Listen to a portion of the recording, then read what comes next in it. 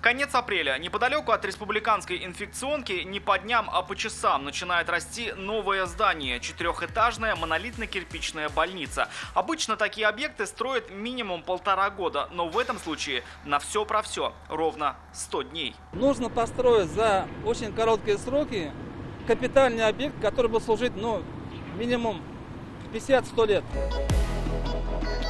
Таких рекордов не ставил никто. Решением Рустама Минниханова было поручено построить не временное, а капитальное здание и выдержать как темп, так и качество. Такой фронт работы сделать за 2 месяца, это, мне кажется, просто не в человеческих силах. Но мы смогли без булдарабс.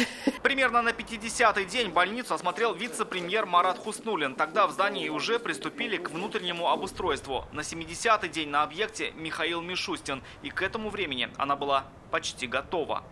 То, что сейчас мы видим, это сплав технологий, оптимизации соответствующих рабочих процессов. Это в том числе и информационные технологии, которые позволяют фактически за 100 дней построить такой объект. Я думаю, что это в этом смысле стоит, конечно же, делать примером. Впервые в России на объекте такого уровня были применены новые правила строительства. Решением правительства страны на треть был сокращен перечень СНИПов и ГОСТов, поэтому скорость возросла, а качество не пострадало. Я не переживал. Я был уверен в своей компании, что мы сработаем.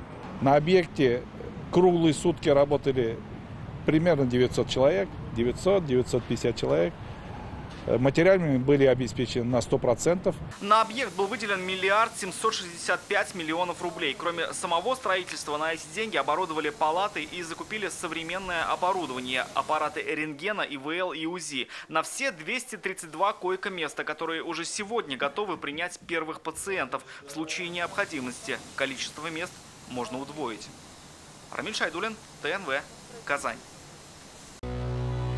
Наша рука помощи вашему бизнесу. Антикризисные предложения. Телефон 843 5 705 100.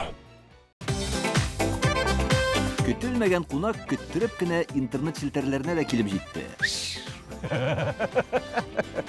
Хәзер бу фильмның барлык серияларын ТНВ.ру сайтында карап була.